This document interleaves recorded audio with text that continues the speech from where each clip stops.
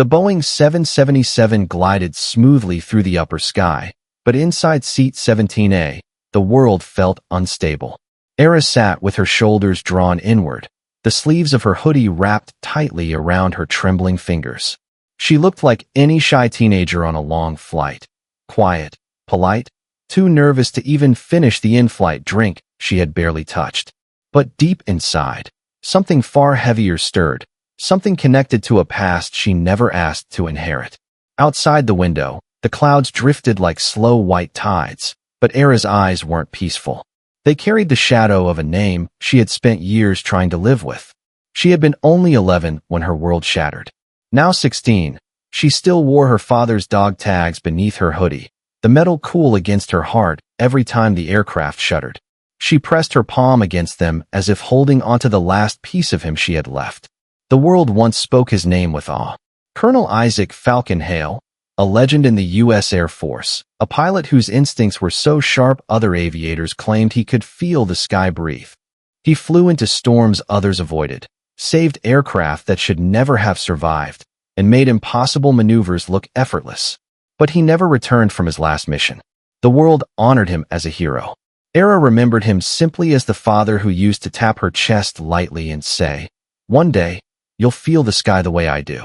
Trust that instinct, Aara. It will protect you when nothing else will." She hadn't flown since the day he died.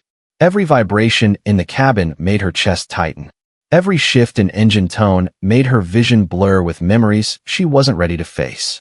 Yet life had pushed her onto this flight, alone, far from home, carrying a name that didn't appear on the boarding pass but lived inside her bones. The cabin around her was calm. Passengers scrolled through shows, flipped magazines, whispered about vacation plans. But Aara felt something off. A subtle tension in the air. A faint change in pressure that she couldn't explain but couldn't ignore. It wasn't fear. It wasn't imagination. It was instinct, sharp, familiar, rising from a place far older than her 16 years. The captain's voice crackled overhead, cheerful but slightly tight at the edges. "Ladies and gentlemen, we may encounter some light turbulence as we approach a weather front. Please remain seated with your seatbelts fastened." The seatbelt sign blinked on.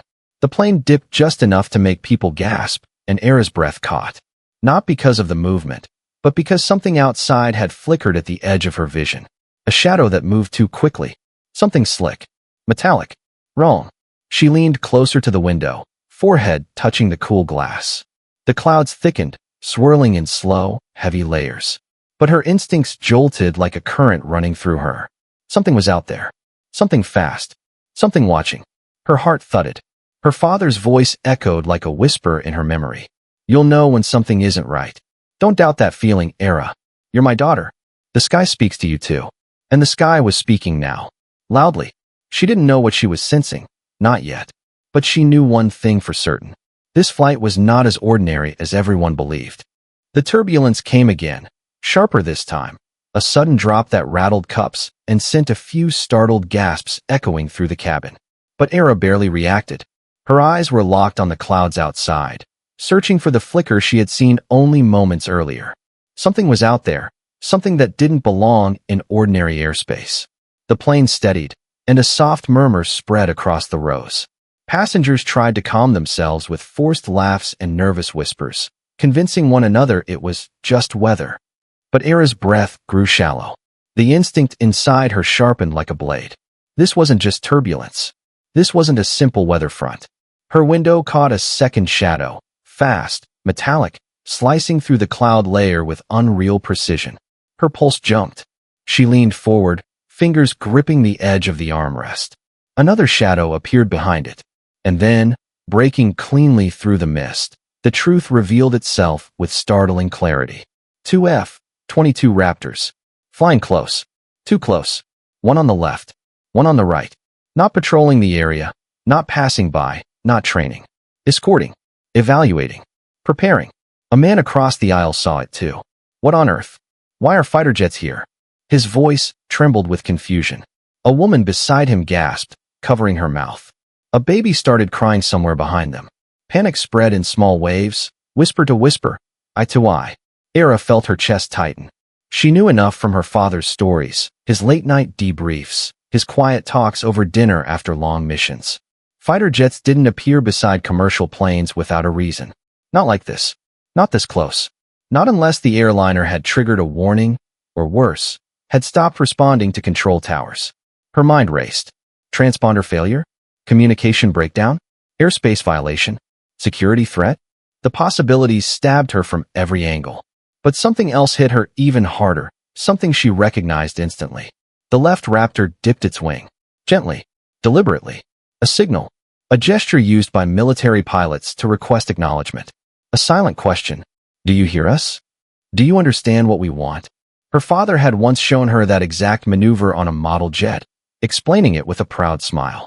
She could still hear him laughing softly as he tapped her shoulder, saying, "That little tilt can save lives, Aara. Only a trained eye sees it. One day you will too." The commercial pilots weren't responding. Maybe they didn't recognize the signal. Maybe they were overwhelmed by the sudden military presence. Maybe they were communicating with ATC and missed it entirely. But the seconds stretched on dangerously. The Raptors moved even closer, no longer a suggestion, but a warning. Aara's heartbeat thundered. She glanced around the cabin. The passengers were tense, whispering, trying to calm themselves. Nobody understood the gravity of what was unfolding. Nobody except her. She pressed her hand over her hoodie, feeling the cold metal of her father's dog tags against her skin. It steadied her, reminded her of the instincts she had tried so hard to ignore. The Raptors tightened their formation again. Another wing tilt. Sharper this time. More urgent. More commanding. Aara's breath caught. She knew exactly what that meant. If the plane didn't acknowledge soon, if the pilots failed to respond correctly, the fighter jets might assume the worst. Her legs suddenly felt restless. Her mind raced with a mix of fear and certainty. Her instincts surged like a current climbing through her veins, pushing her to move, to act. She had never wanted to be part of her father's sky. She had never wanted to inherit his courage or his instincts. But now, sitting in 17A with a heavy truth pressing around her, she understood something she had never realized before.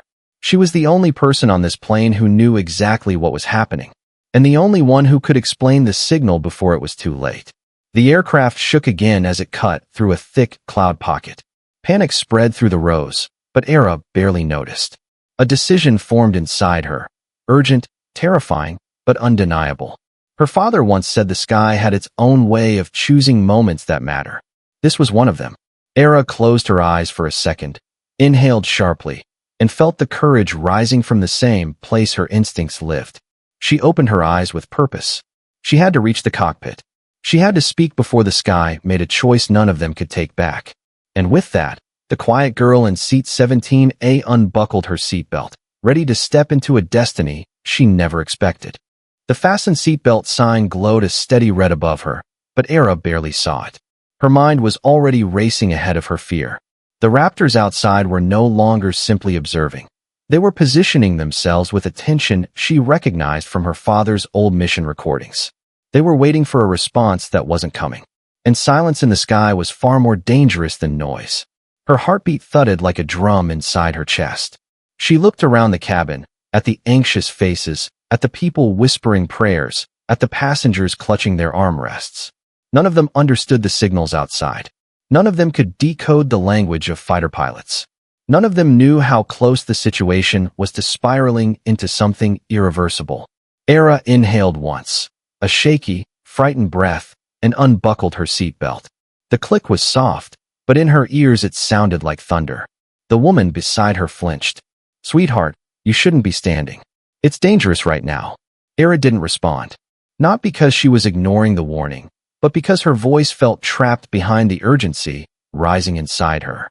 She swayed slightly as the aircraft trembled again, but she gripped the edge of the seat and steadied herself. Her fear wasn't gone, but something stronger had taken hold. She stepped into the aisle just as a flight attendant hurried by, trying to calm passengers. The attendant stopped short when she saw Aara standing.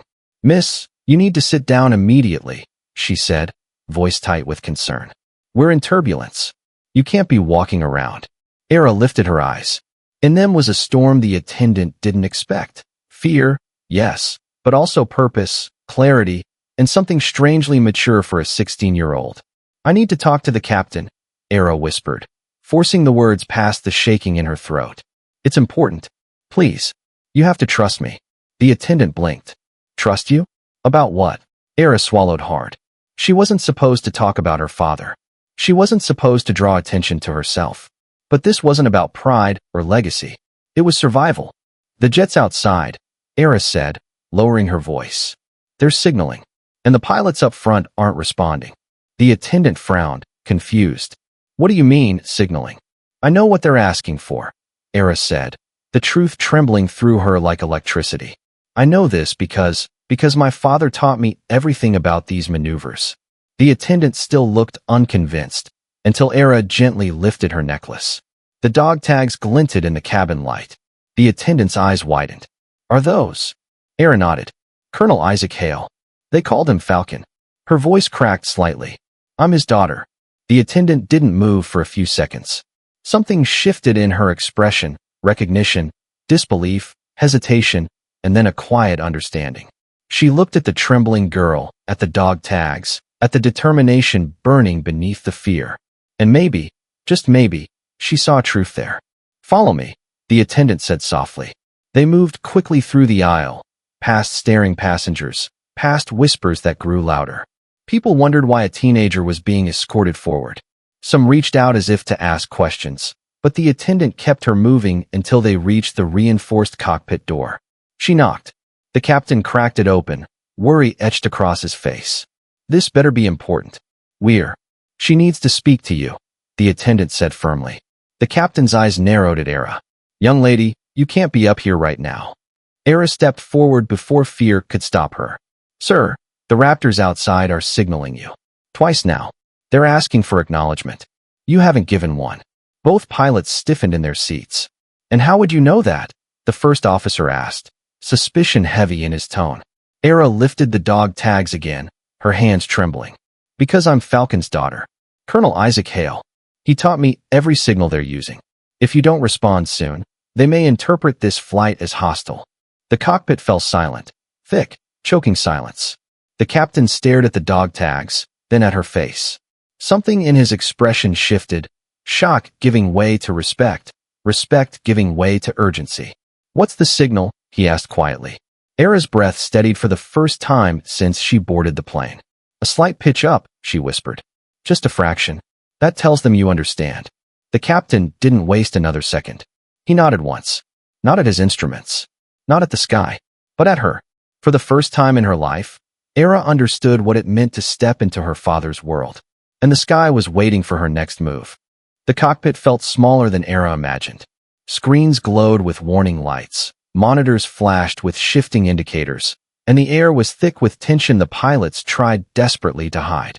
She could see it in their eyes. The fear of making the wrong move. The fear of reacting too slowly. The fear of why two Raptors were flying so close they could almost reach out and touch the wings. The captain gripped the controls, his knuckles pale. The first officer leaned toward her, struggling to understand. You're absolutely certain about the signal? A slight pitch up? Aara nodded, though her hands trembled. Yes. It's acknowledgement. My father used it during escort protocols.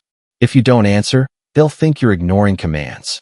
The captain hesitated only a heartbeat before shifting the aircraft's nose upward by the smallest margin.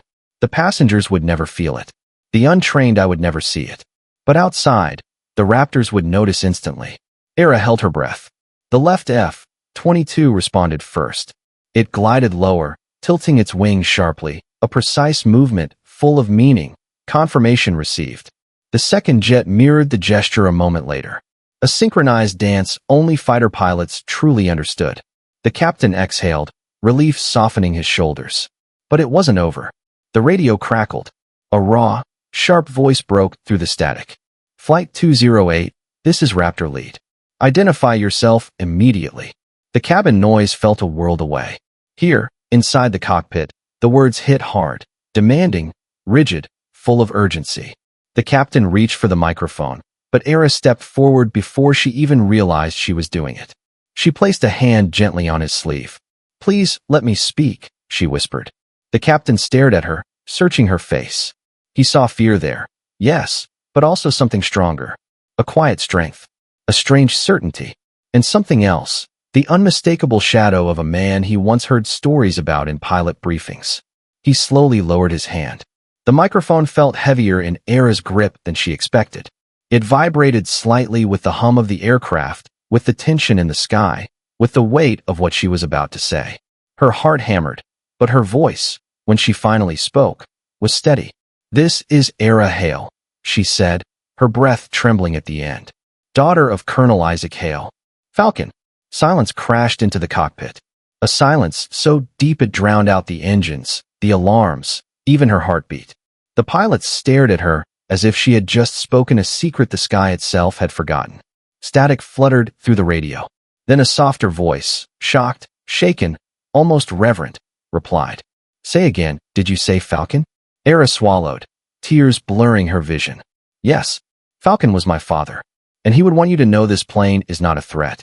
Please, trust me." Another long silence followed. Seconds stretched like hours. Even the aircraft seemed to hold its breath. Aara felt her legs weaken, her fingers tightening around the microphone. She feared she had said too much, or not enough. Then the left Raptor swept low, flashing its underbelly, a maneuver her father once described as highest acknowledgement. The second jet followed, breaking formation just enough to signal complete recognition. The radio came alive again, but the voice was different now, softened, respectful, almost emotional. "Copy that, Aara Hail. Falcon's daughter. You are clear. We repeat, Flight 208, you are clear. We will escort you safely through all remaining airspace." Aara's breath shattered into a quiet sob she didn't mean to release. The captain placed a steady hand on her shoulder, as if grounding her back to the moment. The first officer blinked at her like he was seeing something impossible. Falcon's daughter. Not a child. Not a frightened girl. But the living echo of a pilot who had once earned the sky's deepest respect. She wasn't just relaying a signal. She wasn't just calming a misunderstanding.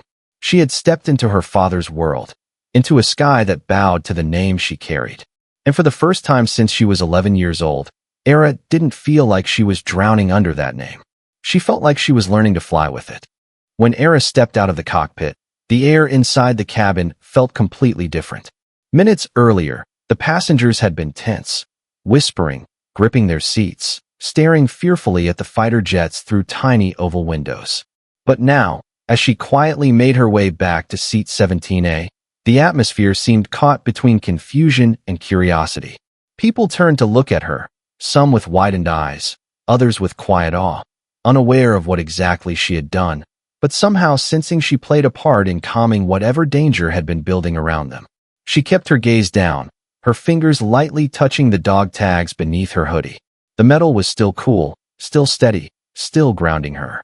Each step back to her seat felt surreal, like she was walking through a dream she never meant to enter.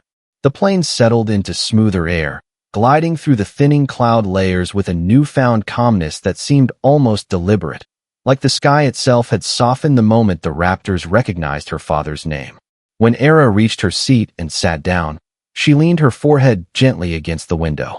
The cold glass welcomed her, soothing the heat of adrenaline still rushing through her veins.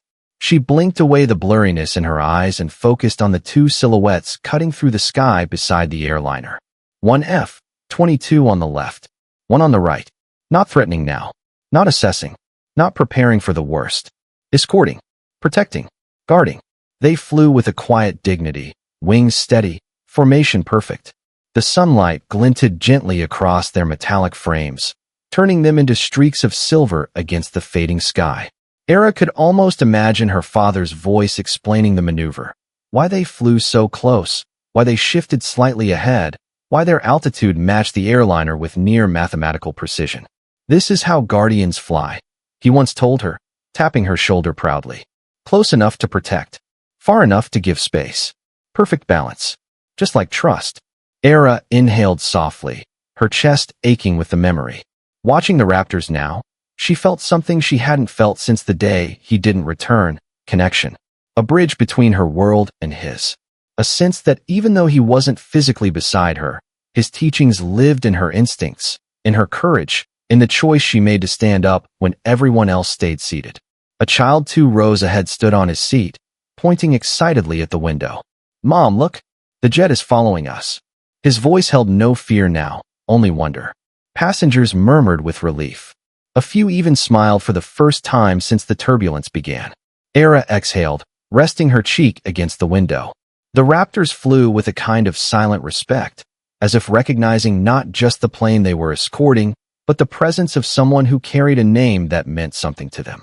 She imagined the pilots inside, steady hands, watching every angle, maintaining formation, aware of her existence somewhere within the rows. She wondered if they were thinking about Falcon. She wondered if they felt pride flying beside his daughter. She wondered if they had once trained under him, or heard stories about his impossible maneuvers.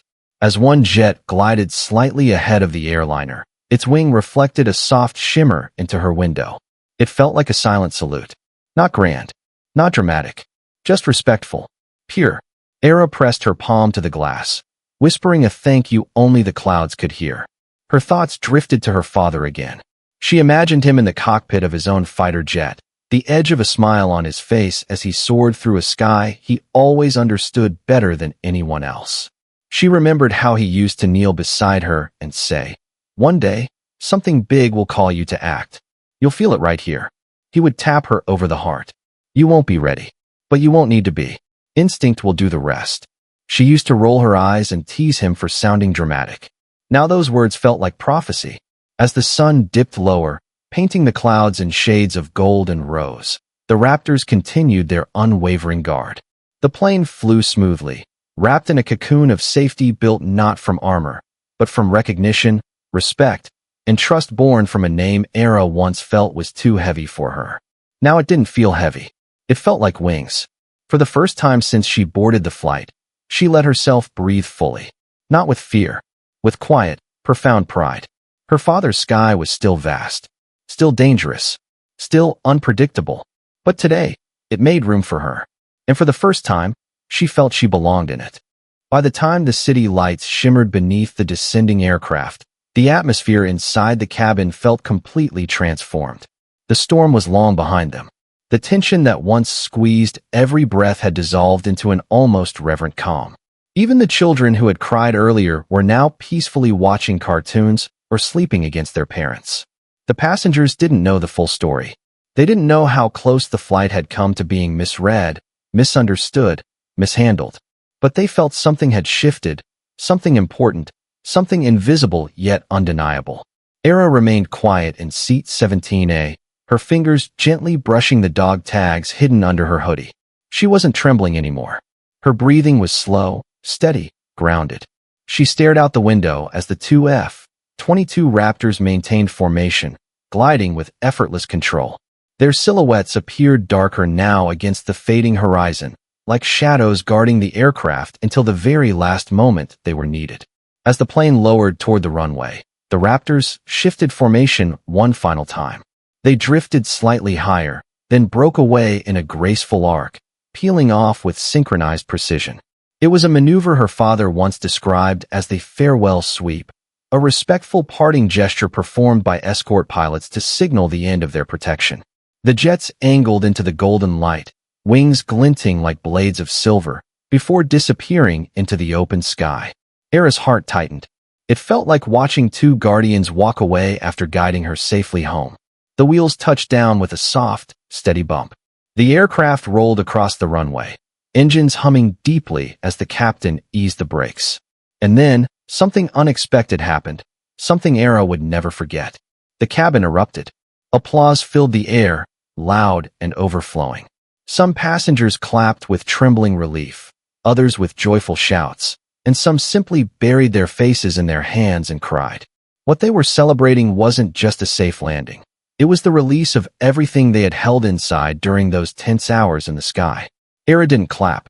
She just sat still, feeling her eyes warm as she watched strangers smile at one another, whispering gratitude, whispering prayers, whispering thanks to forces they couldn't see. A middle-aged man across the aisle leaned forward. "I don't know what happened up there," he said softly, "but thank you for whatever you did." Aara blinked, unsure what to say. She hadn't done it for praise. She hadn't done it to be noticed.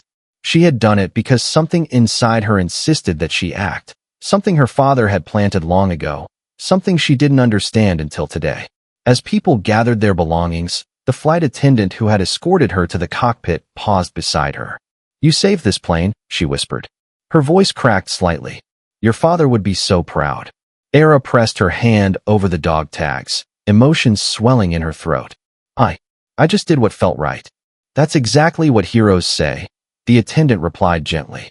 Aara didn't respond, but her heart stirred with a quiet ache.